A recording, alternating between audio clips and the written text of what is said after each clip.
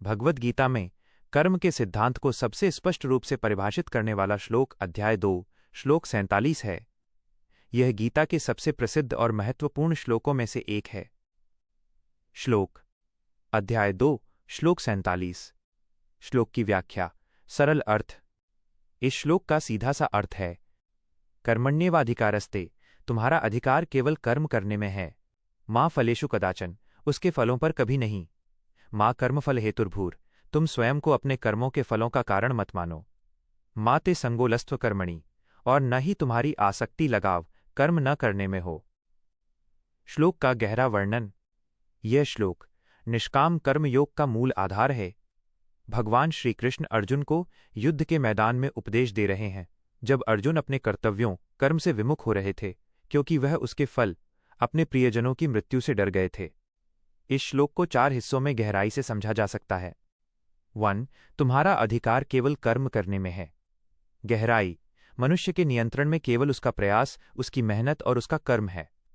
हम ये चुन सकते हैं कि हमें क्या करना है, कैसे करना है और कितनी लगन से करना है। हमारा पूरा ध्यान और ऊर्जा हमारे वर्तमान कार्य पर केंद्रित होनी चाहिए। 2. उसके फलों पर कभी नहीं। गहराई। कर्म का परिणाम या फल हमारे हाथ में नहीं होता। फल कई अन्य कारकों पर निर्भर करता है, जैसे परिस्थितियां, दूसरे लोगों के कर्म, भाग्य, पूर्व कर्मों का संचय और ईश्वरीय इच्छा। जब हम फल पर अधिकार जताने लगते हैं तो हम चिंता, तनाव और भय के शिकार हो जाते हैं। अगर फल मनचाहा मिला तो अहंकार आता है, और नहीं मिला तो क्रोध और दुख होता है। कृष्ण कहते हैं कि फल से इस आसक्ति को ही त्याग दो। 3. स्वयं को कर्मों के फलों का कारण मत मानो। गहराई। ये अहंकार को तोड़ने का उपदेश है। जब हमें सफलता, अच्छा फल मिलती है तो हम तुरंत कहते हैं ये मैंने किया, और जब असफलता, बुरा फल मिलती है तो हम दूसरों को या भाग्य को दोष देते हैं।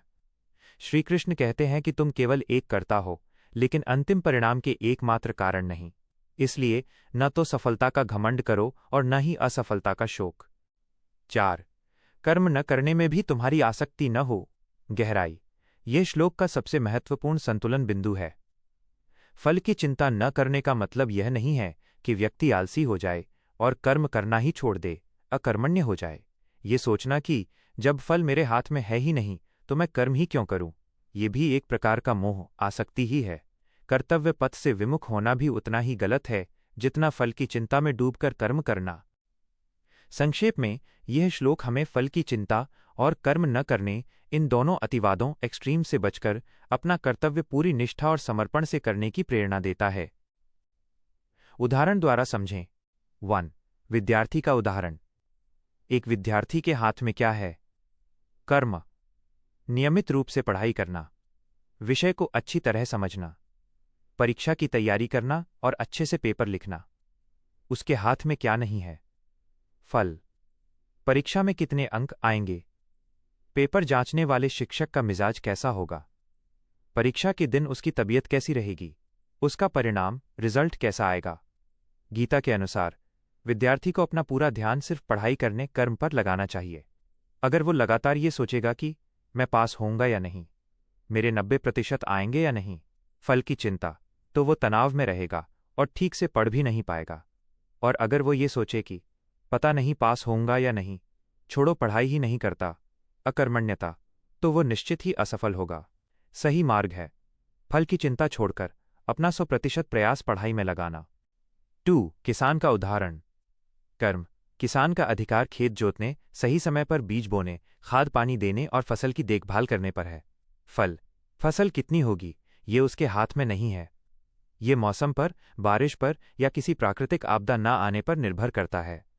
गीता के अनुसार किसान को फल, कितनी फसल होगी की चिंता किए बिना अपना काम, खेती पूरी मेहनत से करना चाहिए।